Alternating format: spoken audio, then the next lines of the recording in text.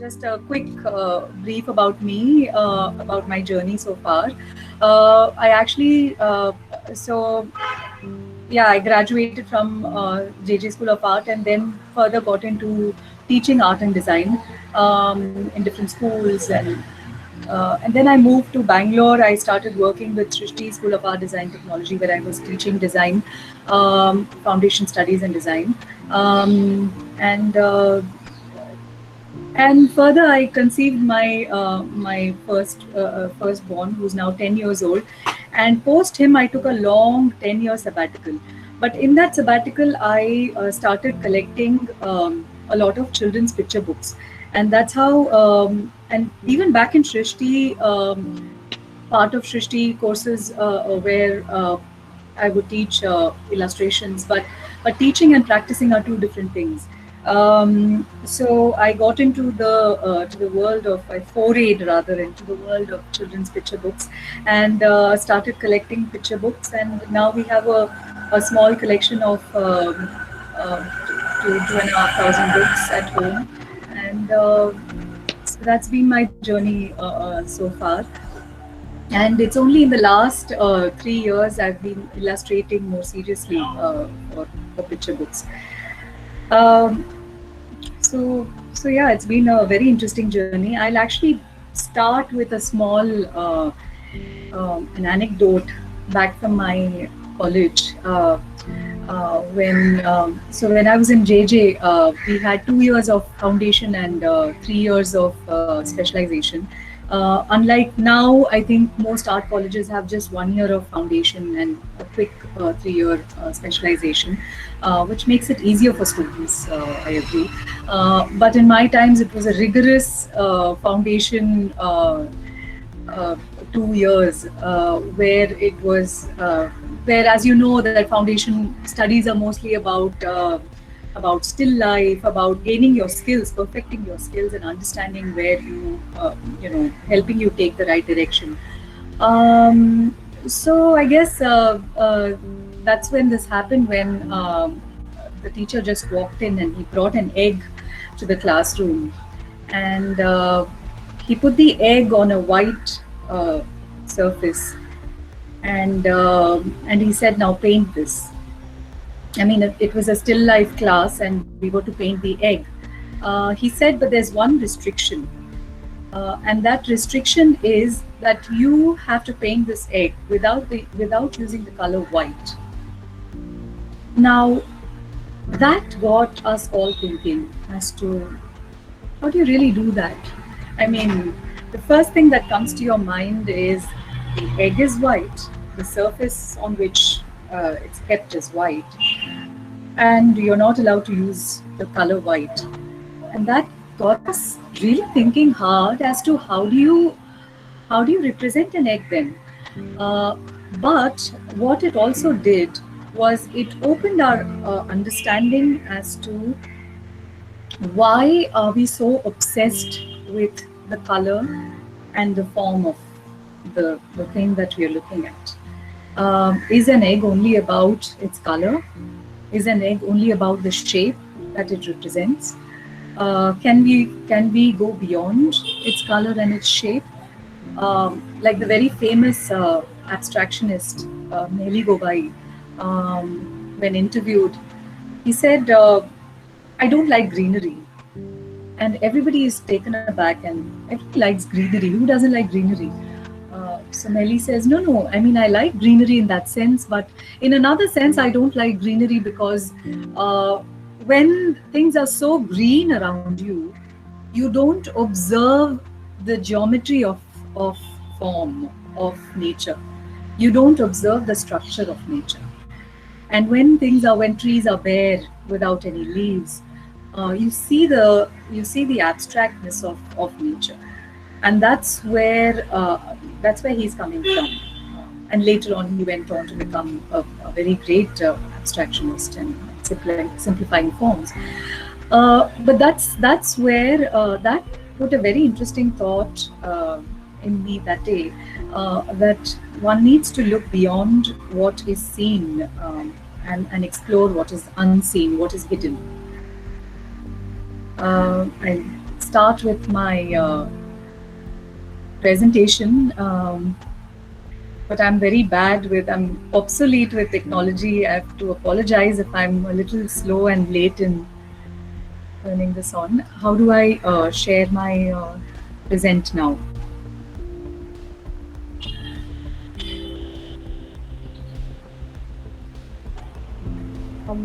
Click on a present now, and then you can share your whole screen or a window that is on you there. Okay. Are you able to see it? Not yet, ma'am. No, not Not yet. yet? Okay, I see the share button.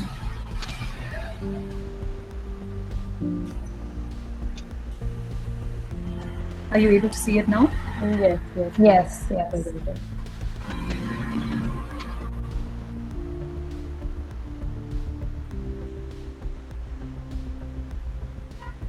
I've broken down the presentation in 3 modules, so it is easier for us to interact in between. So we'll have about 3 rounds of Q&As rather than having all at the end and me constantly jabbering away. It's easier when we make it an interactive session than all eyes on me. And don't worry, I think the next speaker is Aslam. I just had a quick chat with him last night. Is it Aslam, the next speaker? Yes. Yes. I just had a quick chat with him last night and I said, I hope I don't exceed my time, but I know that it's you after me, so you won't mind, Aslam. With your old friend. So I actually started illustrating for children's picture books this way. I started with a hashtag called Mapping Mumbai. Mapping Mumbai takes me 3 years back when I randomly started going around, walking around the city, started sketching the city. Going to different pockets of the city and exploring different elements. But basically it started with just a simple random sketch at different places, but nothing more deeper into it. But as I started delving into it is when I started exploring further and much more in a deeper sense. I started with the other Parsi colony. This was my that was my first area that I started mapping with. Back then I didn't call it Mapping Mumbai. I had called it just Sketching Mumbai. This is a very popular photographer, Purush Umrigar's photograph. On the left-hand side, it's a 40-year-old Parsi taxi driver who retired now. And what, as a children's picture book illustrator, I need to keep in mind, and I'm constantly studying, is the characters, the many aspects of people, portraits. I'm trying to observe people. And why I started with Dadar Parsi colony is also because Parsis, as we know, that they constitute majority. In fact, we have the largest population of Parsis in Bombay, and so much of Bombay is about Parsis, the Parsi culture, the architecture, the food. So I was quite intrigued, and I wanted to study further about not just the community, but also the spaces, the way of living. So I started painting with in this manner, with portraits and people. This was after the Dadar Parsi colony walk, just slow walking at Parsi colony and photo documenting it, and coming back home, and after having clicked about 300-400 pictures, coming back home and sketching, extensive sketching and extensive painting. These three featured in the Geopack Parsi magazine in 2018.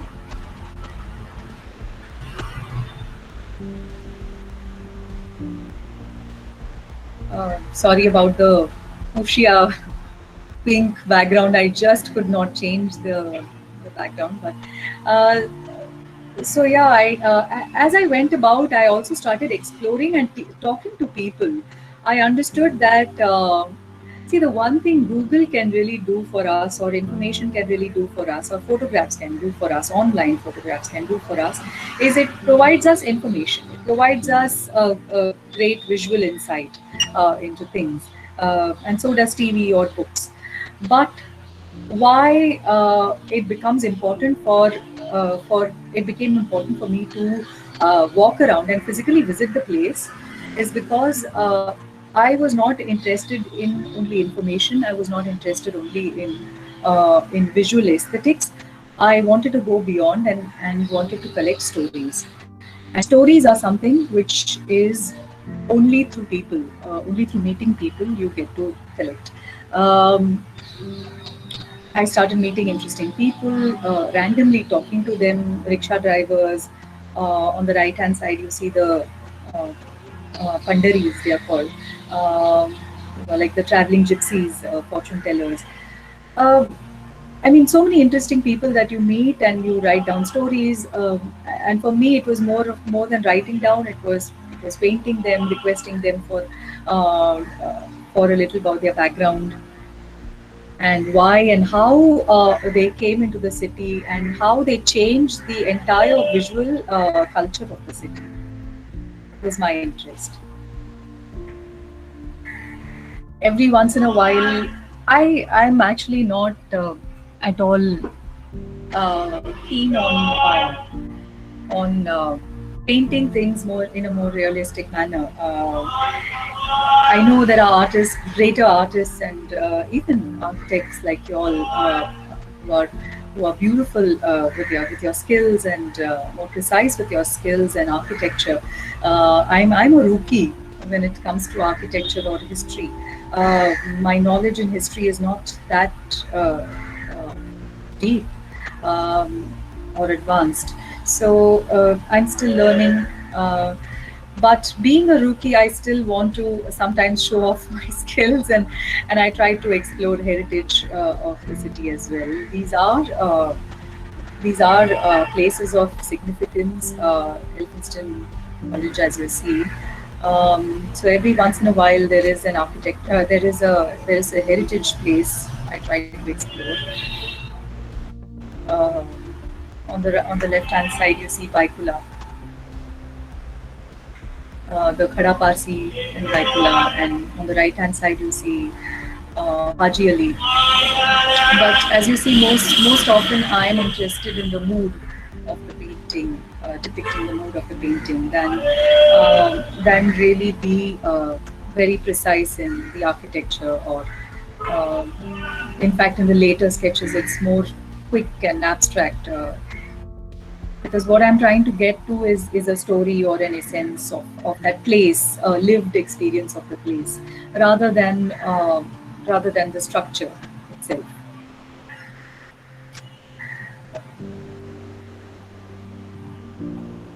This was the Baikula was actually a walk. Every once in a while, I sign up for walks by by different people.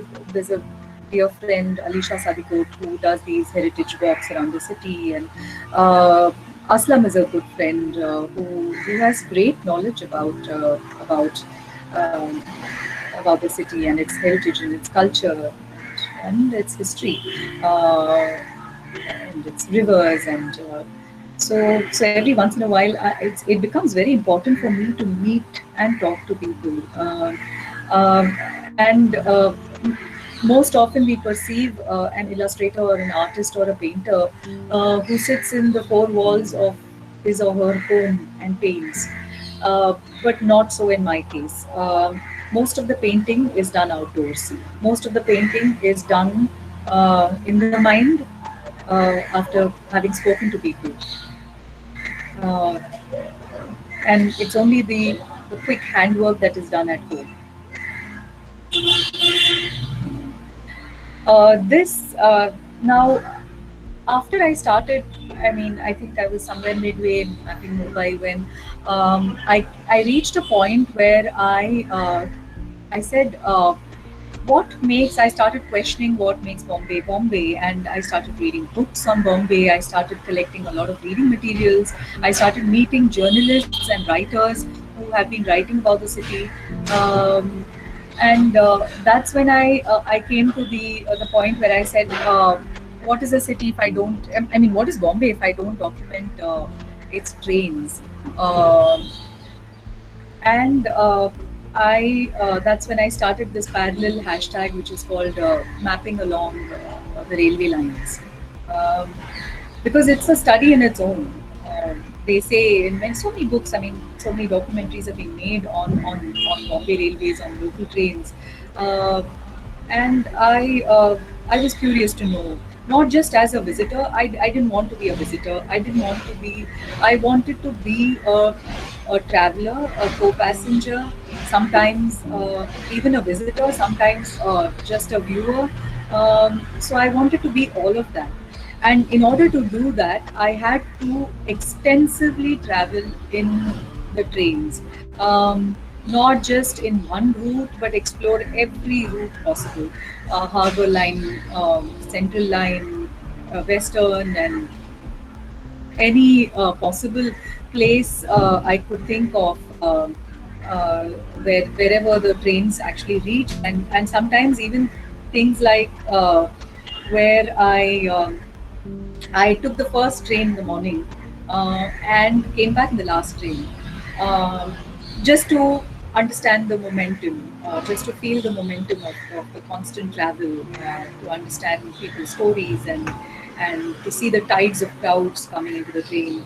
It's a visual delight. Local trains are a visual delight. It's a plethora in its own, and that's what I was interested in. I conducted various social experiments also. So here, if you see, it's more abstract. The visuals are very abstract, and because the trains are, I mean, the train is moving fast, and you are unable to catch a glimpse of what it is. But what you get to see is a quick uh, uh, burst of colors. And what are the colors that you see? Are these blues and grays? Actually, rarely blues, but this bluish gray, and sort of these hues that you get a glimpse of. Every once in a while, exploring the ancient architecture of the stations, and little history about them, reading a little history about them. This is Bandra Station, and the Dabbawalas at Bandra Station. This is the very popular Nat Geo photograph of Churchgate Station in rush hour. I think it was in the 1990s. This was clicked. Also, never once before I've lived all my life in Bombay. But of course, there was a time in my life when I moved out of the city for about 15 years. I was away from the city, but most part of my life I actually grew up in the city, but never really understood, or never really explored stations, or railway, or transport in this manner. Understanding why these tactile relief pavements are made on the platform in stations. At any point, if you think you should interrupt and ask me questions, please feel free to. So, which is actually made for, these are actually made for the visually impaired. And I never knew that. It's only after talking to people, after talking to, I think, Gopal M. Subkumara, please look him up. I mean, he's my always fallback go-to person if I need to ask something. He's called Mumbai Paused, famously called Mumbai Paused. He's a fabulous. I won't call him a street photographer, because he's just so much beyond. I mean, so much more than just one attribute. So I mean, he's the one who's introduced me to this, to the tactile, the relief work on in the stations. This was a social experiment I conducted in local trains. as I said, I am curious. I'm all the time trying to not just visually soak in into the city's cultural elements, but also trying to gauge an outsider insider kind of a story. And in order to do that, I wanted to understand how my outlook changes, or how people's outlooks change when they view me in my various costumes. I'm a woman, and for a woman, being a street photographer or being a city photographer, what does it mean to be one? How am I perceived when I wore a really short skirt, a mini skirt, and traveled in trains. I have worn the fanciest clothes. I worn a sari and traveled in train. These are all social experiments that I've done. I have a burqa, which I constantly use. I like to travel in a burqa because it masks my identity. I want to understand how people perceive me when I wear a burqa, when I'm completely covered and only my eyes are open. But what I also realized, this was a very interesting experiment, because what I realized is when I am in my shortest attire, people are often engaging with my body than my face or my eyes. But when I'm in my burqa, people look straight into my naked eyes. And that feels far more naked to me than my part naked physical self. And yeah, so I want to leave you all with this question: what is your cultural identity in this multicultural diversity of ours? How do you perceive one's identity? How do you perceive a woman in a burqa? Do you see her if she holds a bag in her hand? Does she become a working woman? If she holds a child's hand in her hand, is she a mother? If she holds, say, a briefcase in her hand, is she a traveler? If she's alone, just by herself, is she a woman or is she a Muslim woman? Is she from a certain community? Are you othering her? Or is she somebody like you yourself? What are you? How do you perceive another self?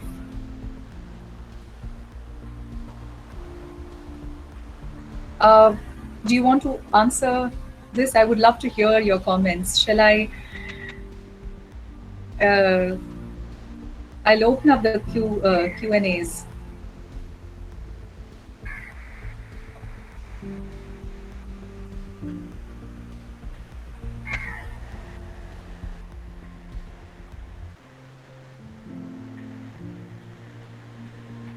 Does anyone want to talk, or shall I continue?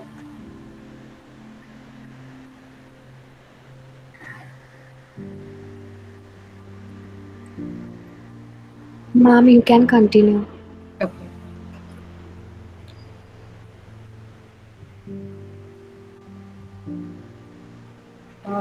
This was so yeah. I mean, I that's how I started exploring different elements of the city. That was mapping along the railway lines. This is Bandra. I have extensively tried to document Bandra. By this stage, when I reached this stage of mapping Mumbai, I had gone beyond just engaging with the city in its visual sense.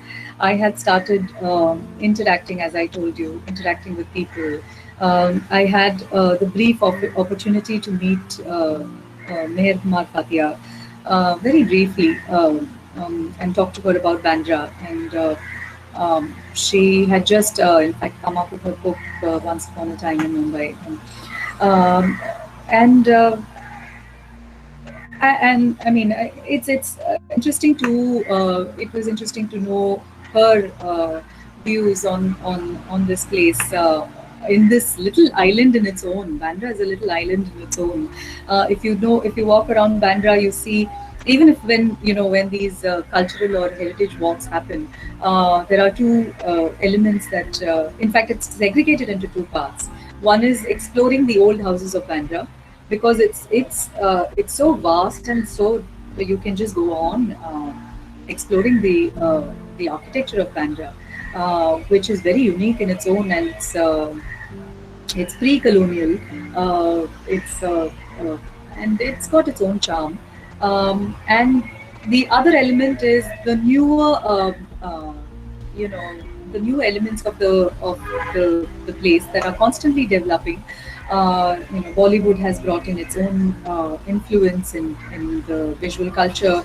If you walk along the Ranvar village, the entire stretch of Ranvar village, you see the graffitis, which are overpowering. But also the constant dialogue that happens between the old and the new.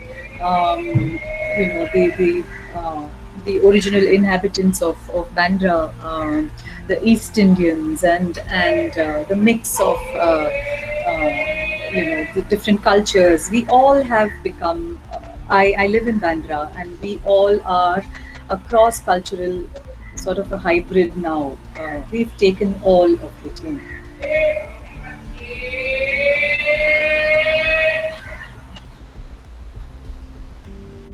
Uh, this was um, this was Bendi Bazaar, and as you know, Bendi Bazaar is also very visually very rich. It's got its own strong ethos. Um, what was interesting to me in Bindi Bazaar was, this was actually one of the earlier mapping Mumbai that actually came, one of the first ones that I painted. What was really interesting is the hand painted signboards that you see, and the many surma shops, which is very unique to Bombay, right? I mean, I don't see these kind of surma shops or handmade perfume shops in any other city other than Bombay, or perhaps there is, perhaps near Old Charminar in Hyderabad, but not so extensive as it is in Bombay, and most often these crumbling houses built right on top, and that's another thing that really completely takes by me, is that how easy and how quick life is in Bombay. Every second day there is an old building that crumbles down. Every second day you see it in papers. It's not just in monsoons, but life just goes on. Life just moves on. The other day I was talking to a friend of mine from Delhi, and she said, "Really? Does this really happen? Buildings crumble, buildings fall down, people die?" I said, "Yes. How could you not know? It's so common in Bombay. It's like a known and taken for granted thing." And she says, "I have no idea about this. And how come it's not in the papers? How come it's not a big news?" I say, "That's how it is. People just move on from one to the other. But it takes. I mean, it really puts you off. And when you're walking around the city, and when you're looking at, I'm not concerned with blaming the government for not looking after the heritage buildings or whatever it is, but my point is how quick and easy life is in Bombay. Hindi Bazaar again, and this is on the left hand side. The person you see is a third generation migrant from Pakistan. He's an Ajrak karigar in Vendi Bazaar. It's actually Paidori, not Vendi Bazaar. I had the privilege of talking to him at length. And Matunga West, and Matunga East, and have these pool mandis. Pool mandis are very interesting again. Uh, Mostly for me, it's visual. I started this thing. I started this documentation, a separate documentation, which is called documenting the houses of Bandra. As I told you before, I mean, it is an entire plethora in its own. You can actually go on walking and exploring the houses, the many houses in Bandra. But I was not just interested in visual sense, but also in its stories, as to how what lived in experiences people share with that particular house. The one on the left hand side, you see the house, the orange house that you see. Um, I went and spoke with the owners, and most often the owners show me away. Uh, Not because, I mean, one, because there's also, that also talks about the fear people have. We are talking about these 100-year-old structures, and there's constant redevelopment that is happening all around the city. And and many of these people who live in these houses are in constant fear that somebody is going to come, and they've been asked also. They've been asked for the property. They've been asked to sell the property. They've been asked to give away the property. They've been threatened by people to they're going to break down the property and whatnot. So there is a constant insecurity that people living here feel, and rightly so. Completely understandable. So, but it's been a great experience talking to people, just gate crashing into their houses and talking to people. Uh, and getting and writing their stories. I even wrote down a script recently on a house called it's called Saudade. The name of the house is Saudade, and it's a very interesting name. It's a Portuguese name that got me intrigued, and I started talking to the person who lives there, and I've written a script. Hopefully, I can pitch it and publish it. I painted the Keki Manzil, which is a very popular house in Bandra Bandstand. You all know why it is popular, because it stands right next to Shah Rukh Khan's Mannat. And I tried to gate crash into Mannat as well, but of course I was shooed away like a stray dog. um, but this so I sat down at Keki Manzil and I painted it. And soon after I painted it, it was quite interesting. Pratham contacted me. Pratham Publications contacted me, and they saw my painting on Insta, and they said there is a book which is coming up. It's by Jerry Pinto. It's written by Jerry Pinto, and would you like to illustrate it? And the reason why we are contacting you is because it's about the people who lived in this house, the Keki Manzil. So they were famously known as Keku and Khoshed Gandhi. They were the first, they were the ones who actually started the first commissioning art gallery, modern art gallery of Bombay. Just above Jahangir Art Gallery, and now Kimold Art Gallery is one of the elite and one of the most well-known art galleries of Bombay. So this book is about that, and I illustrated the book. This was another parallel documentation that I did, collecting stories of people who live in Bandra, and why this became interesting to me is because it's interesting how homeless people, or what is the space that we spare for the people who are homeless? What is the space we spare for stray dogs? What is the space in a city we spare for stray cats or cows or other living beings who inhabit the city along with us? In fact, they were the ones who first came. We were the people who gate crashed later. So what are the shared spaces, and how are they looked after? Are they looked after? Are they well taken care of, or are they just merely surviving? How is their struggle? So this was a documentation about stories of people who live on streets in Bandra. And not just Bandra, I plan to extend this across the city as well. This was Tahanu. As I told you earlier, I took the first and the last train and that was to actually to the Hanu. I sat in VT at the first train and changed a train at Bandra, and from Bandra I took a train to the Hanu. The Hanu, as you know, is the last station in the Western Line, and I this but I visited Danu for a purpose. I wanted to meet if you see her. She's Firoza Tafti. She is the convener of Intact for Danu, and my purpose of visit was just to explore the Hanu. But later on, it turned out to be a more structured visit. I fell in love with the Hanu. I fell in love with its people. I fell in love with the Varlis. And thus I decided I wanted to write a book.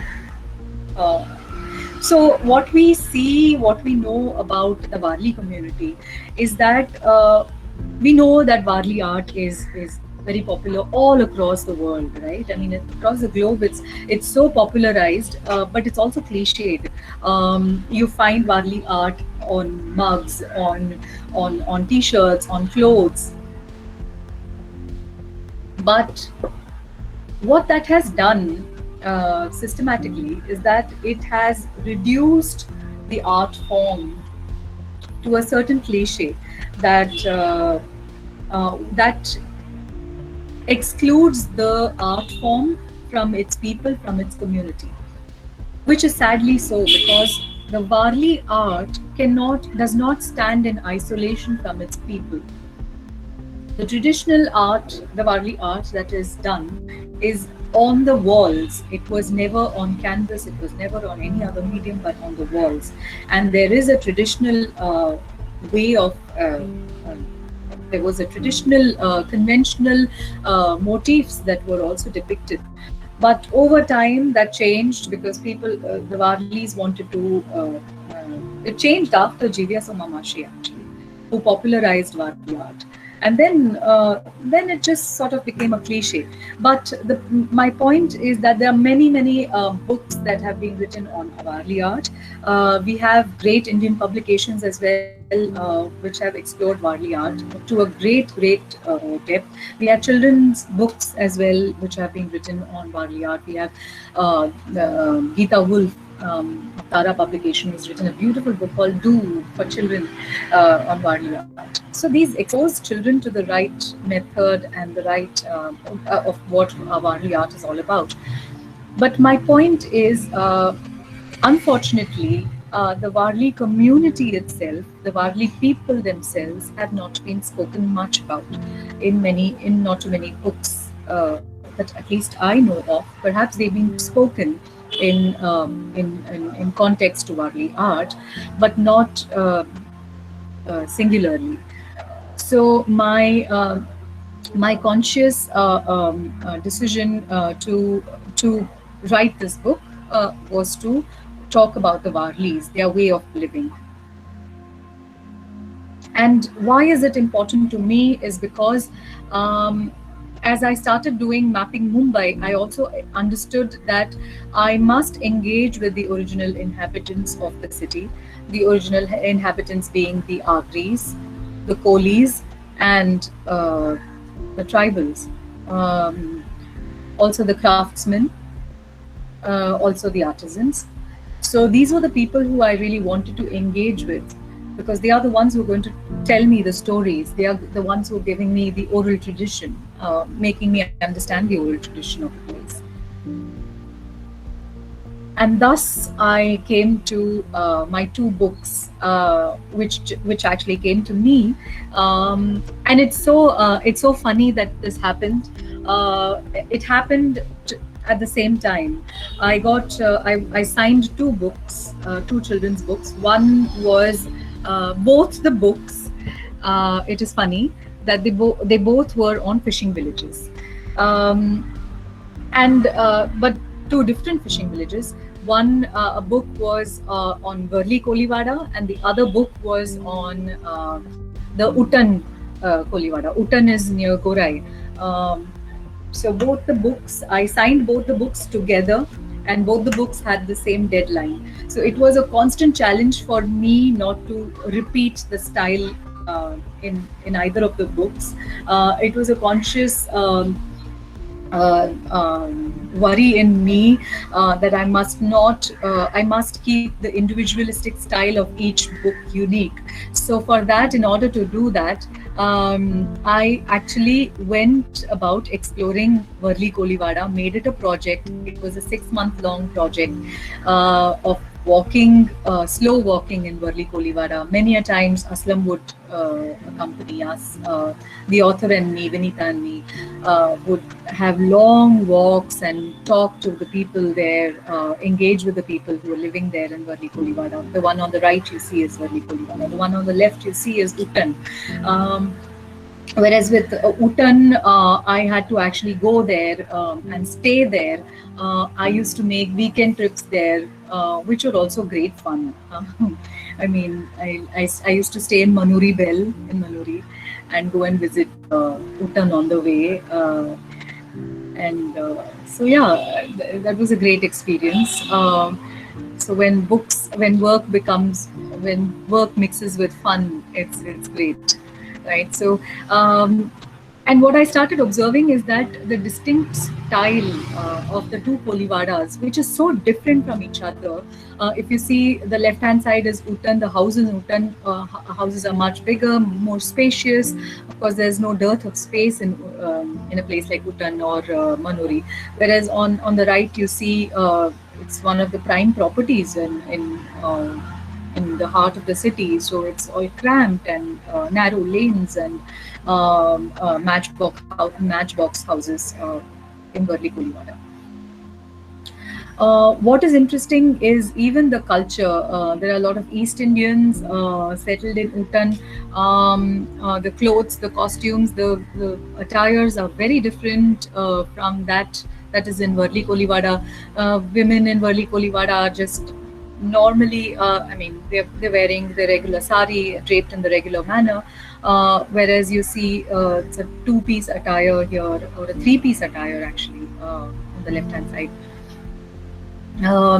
This is the block printed a sarong worn in Uttan by men, and what you see here is the Varli Kolivada. It is the same sarong. If you see the triangular sarong that is worn even in the Varli Kolivada, but this is more. It's nylon. It's printed. It's screen printed. It's not. It's digitally printed. It's not. And more eclectic T-shirts, more Bollywoodized slogan T-shirts are popular in Varli Kolivada. Boats are different, sizes of boats are different. There's space in Uttan, so there are huge boats, and boats are beautifully decorated as well. Whereas, because it's mostly family fishing, what you find in Uttan, what you see in Burai is family fishing. It's on a much smaller scale. Whereas in Varli Kolivada, it's commercial fishing. So the boats are smaller, the boats are very functional.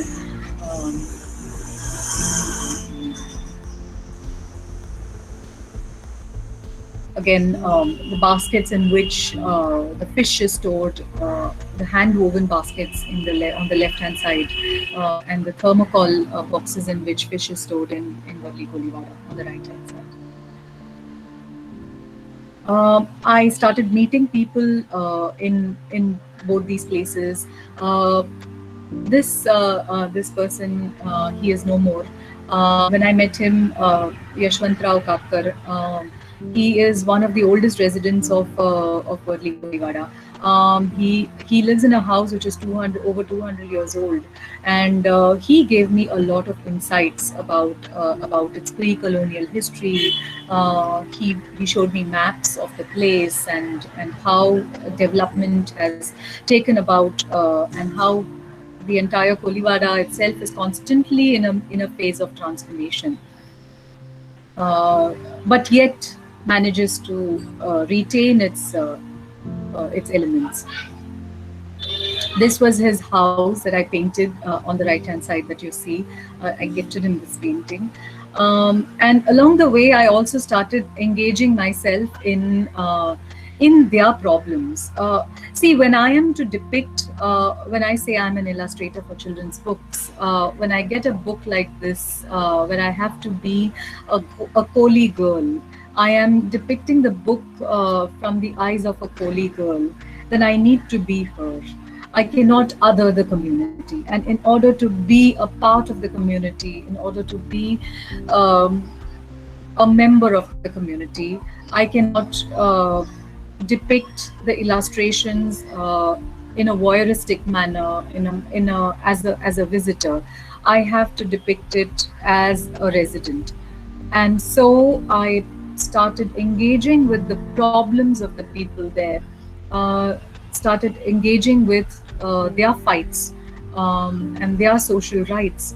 And thus, I actively participate and participated in these kind of movements that happen against the coastal road, or the one on the left hand side is the Koli Sangathan that got together for a meeting with Sagar Shakti, which is an offshoot of Van Shakti, protesting against the coastal road.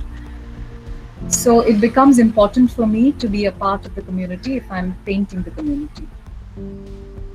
Then further, these were the two books that came out that I painted. On the left-hand side, you see is the one about Utan fishing village, and the one on the right is Varli Koliwada. If you see, they are very distinct in style. The one on left-hand side is watercolors. It's free-flowing watercolors, and the right-hand side is more solid, just 2 or 3, mostly monochrome. Both were about a girl and her father, and about her family. And I had to consciously make both of them look different. This is the overview of the two places.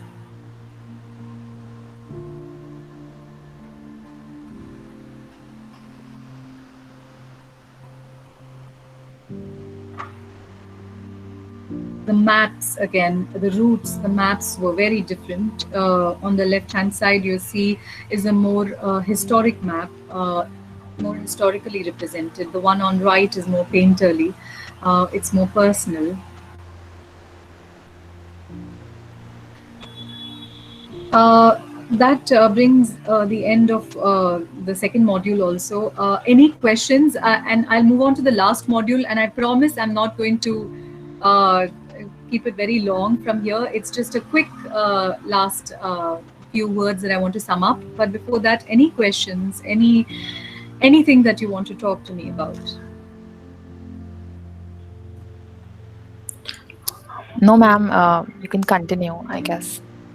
I think people are extremely glued to their screens and quite overwhelmed by the presentation in a nice way. I agree. Thank you. So I think let's not break the flow. Okay. Then this is more recent. These are more recent works. What I started doing is I started when I would travel to these places. I also understood that language plays a very important role when you're meeting people, and for me. I had to break the barrier of language, and I had to, of course, I mean, it's not possible for one person to communicate in the local language when you're visiting places. But for me, my way of engaging and bringing the language into my visual work is by collecting local newspapers. I started collecting local newspapers. I'm actually quite mad. When people travel and come to Bombay, when they ask me what shall I bring for you, I tell them please bring your local newspaper. If somebody coming from UP, I say please bring your newspaper. Somebody coming from visiting from Calcutta, oh, the script is beautiful, Bengali script is beautiful, and somebody coming from the south or north or east, I request them to bring their local newspaper. Sometimes, and I also started collecting these kind of hisab books, from chaiwalas, to carpenters, to I think shopkeepers, so many people I've requested them for their hisab books.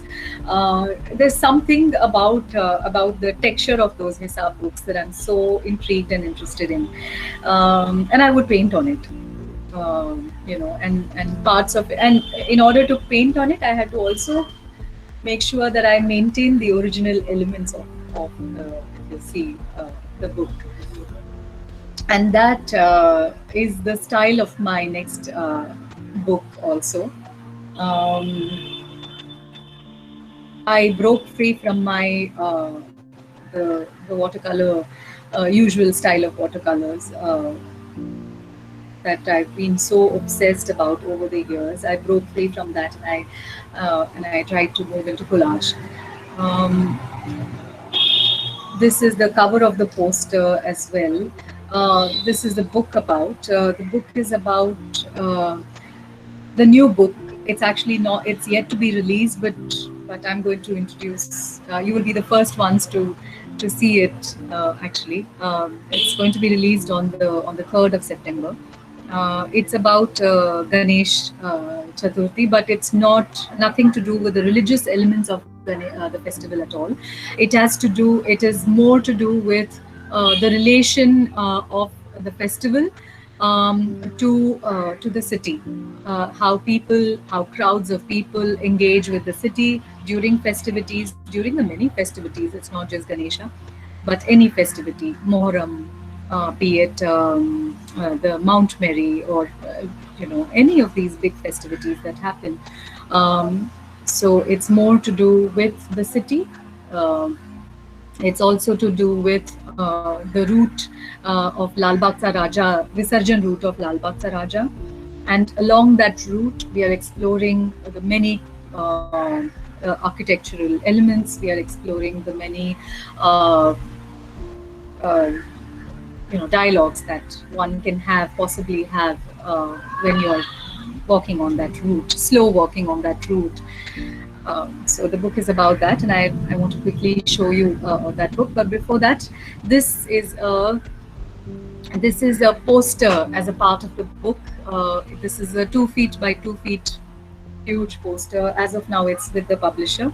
It's not with me. I could have shown it to you otherwise. It's a 2 feet by 2 feet huge poster. It took me nearly 4 rigorous days of back-breaking thing to make the number of people you see. But it's actually, the idea was for a person to hold the poster right above their heads and view it as a kaleidoscope. So yeah, we have 10 minutes more for the talk to end. So I'm going to quickly take you through the book. It's in another place. I request you for just 2 minutes of patience.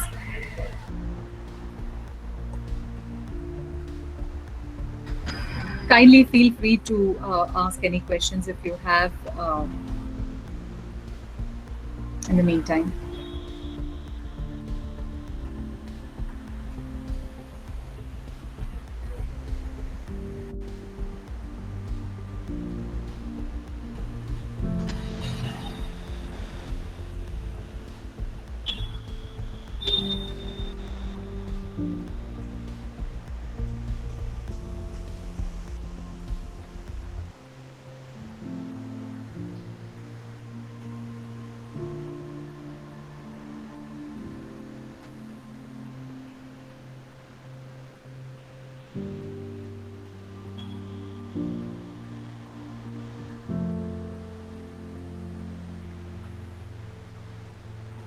How do I make this full screen? Is this the button for full screen?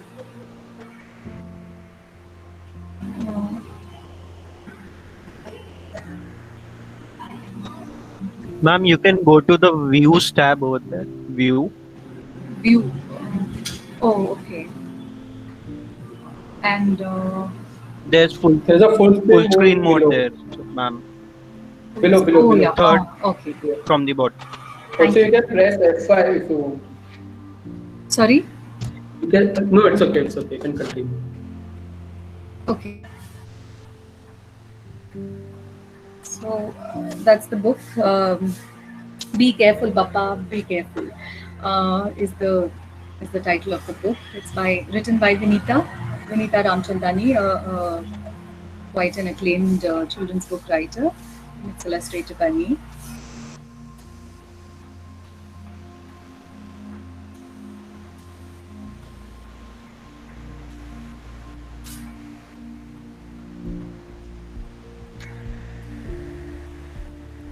It's published by People Place Project. People Place Project, you must know about them. They are an architectural publication.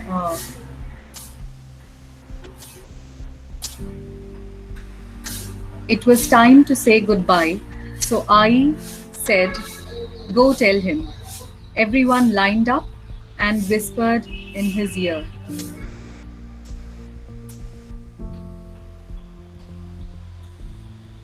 When it was my turn, I placed my mouth close to his big ears and whispered, "Be careful, Bappa, be careful." If you see, this is the inner courtyard at Keshavji Wadi, which is actually where Tilak, Lokmanya Tilak, Bal Gangadhar Tilak had first initiated the festival as a Sarvajanik one. The roads were crowded. Can't they see? I don't think they can see, Bappa. I says, Papa takes care. He surely does.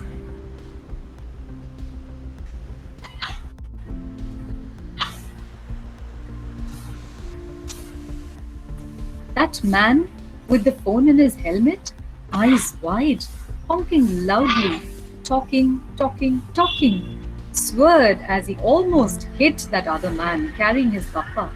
Be careful, Papa. Be careful.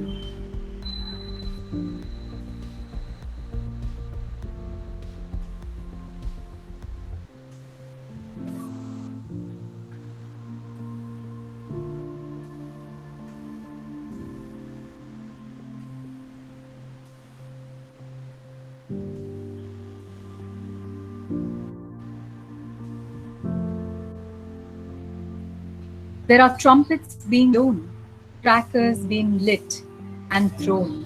There are bands of drummers drumming. My heart is pounding inside like the drums outside. I'm holding you with both hands.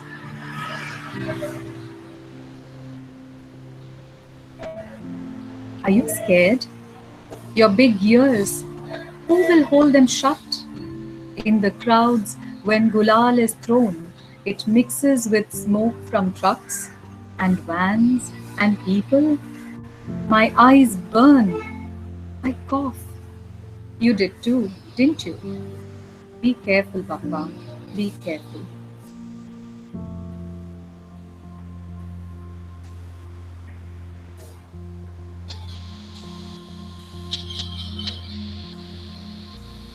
It is the last day today, and streams of people dance before their Bappa. Joining more streams of people, we are just behind the Lal Bagh Raja.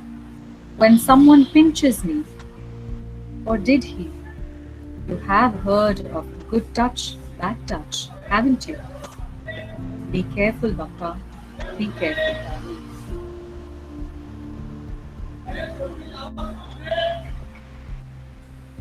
Somebody offered to carry you, but I wouldn't.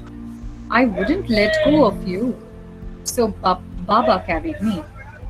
With me carrying you. I love sitting on Baba's shoulders. Don't you, Baba? We both saw the sea. Are you scared? I says, your eye is waiting for you. Come soon, Baba. Come soon.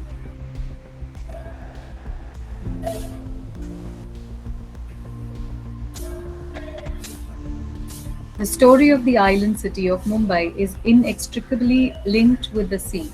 Anywhere you go in the city, it feels as if the road finally leads to a water body. The lives and livelihoods of Mumbaikars and their gods are thus about navigating this space.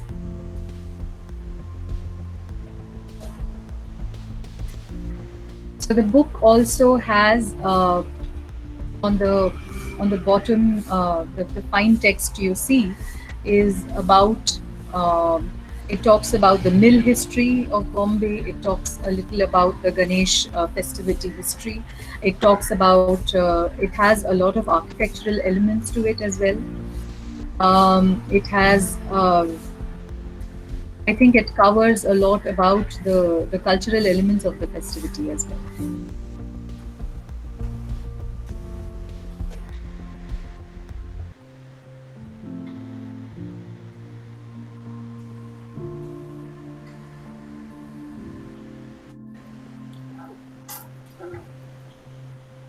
Thank you so much, ma'am. That Thank was a you. beautiful presentation. And more than I, for one, really enjoyed the instances where you were sharing your experiences about the locals and how you documented the streets and houses of Bandra. I mean, Bandra is not just home to me, but all of us present here. So it was really very, very beautiful. And ma'am, Thank there you. are so many comments in the comments section. I would really like to read them out for you. Yes, please. So Akif Ali says, ma'am, I really like your pursuit of knowing anything and everything through the process of questioning. And Nikita ma'am says, Kripa ma'am, beautiful. Amina Momin says, very, very beautiful understanding and capturing the details and the depiction of the city, especially the people and their dialogues.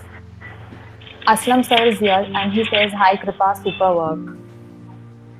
Mehek says, the illustrations are beautiful, very nice webinar. Revit, ma'am, there are a few questions, so would you Sure. like to address Yes, them together? Yes. Yeah. So the first question here is, Rehan Albuquerque asks, ma'am, what are the mediums used in both these maps? The maps that you showcased in your presentation. So the one in Utan, the map of Utan was actually a salt resist technique that I used. Throughout the book, you see a salt resist technique where I used photo ink. And over the photo ink, before the photo ink dries, if you apply salt, if you sprinkle salt, it sort of resists it soaks in. Salt has this property of soaking in the moisture or the water of the paper, so it leaves a beautiful texture on your surface. So that was salt resist technique, and the other one was just a normal sketch whereas the last in the Bappa book, the map that I made was hand stitched. It was like a patchwork quilt. My background is actually textile design. I studied textile design in JJ, so I bring in a lot of fabrics and collage. Ma'am, there's another question. Revati Raj asks, doesn't the cultures only play a role of, or should be playing a role of giving a specification or some direction rather than being lost in the ever-increasing varieties of culture? What is your take? Can you kindly repeat the question? I'll read it again. She asked, should a role of giving a specification or some direction rather than being lost in the ever-increasing varieties of culture? What is your take on that? I think cultures are forever. We are, as I said before, we are cross-cultural hybrids. We are no longer just one, right? I'm no longer just a person from Bombay. I'm just a person from Bandra. I mix, and all of us do, right? We were at one time. We are also post-colonial cross-cultural hybrid in a way. So the cultures are constantly mixing along the way. Cultures are constantly evolving. So I think my take is just to immerse oneself in it rather than be overwhelmed by it and stick to just one or stick to the past. All right. And there are so many comments here. I would like to read some of them as well. So Mosa says, the superimposition of different scenarios and making a completely another story out of them is very intriguing, ma'am. Loving the work. Amazing presentation. Isa sir says, so beautiful and creative. Sheila Thank you. ma'am says so much insight that she's spellbound. Ma'am, thank you so much for being here today. Thanks so And much, now, Sana. and Sana, you now I think I would, can save these the comments on? yeah, ma'am, I think we can do that. We could send all the comments to you also Yes, please. personally. I would love to save them and savor them from them. Yes, ma'am, we would do that. Also, now I would like Farat ma'am and Minaz ma'am to say a few words. I would first, Venus. But I'm very thankful to you, Kripa. It was amazing. But I was so impressed. I request you to please come down and teach our students. Teach me. It's Oh no, amazing. no, No, it's so beautiful. much to exchange. From one another. Yeah. See, thing is that art cannot be away from architecture. The expression of architecture through art medium is very important. And yeah. So it will be amazing. I feel our students, as you have seen so many comments, they will enjoy, being with you. Very awesome. I'm so thankful to you that you had come. I'm thankful. I'm happy that I came here today. There's also the reason why I engage a lot with photographers and architects and people from other fields is because it's not a different field, like you said. It's we are consciously trying to all the time interweave with one another's work. I'm so intrigued by this entire connect that has got built during this ArchFest, wherein we had Nisha, who was one of our judges, and we have you here, and then we have Aslam coming after you, and Yes. I mean, we've always, as Trisri College of Architecture, believed that the entire world is one family, and we are all connected in some ways. Absolutely. And it's so beautiful to see that entire connect coming together and coming with a purpose of understanding our cities better, understanding our people better, and cross-linking all these disciplines and trying to make the world a better place. So I agree with all the comments. I think the presentation, not only the illustrations but the entire layering of your thought, Kripa, it is so brilliant. And I'm just as Sheila said, spellbound by what we have experienced over the last 1 hour. And so grateful to you for sharing this journey so honestly. I mean, it's like I said, not just about the illustrations, but there's so much thought and so much of intent that has gone behind this, and that's so amazing. Thank you so much. Thanks, Minaz. Thank you so much, and thank you, ma'am. Thank you, Farat ma'am, and all of you.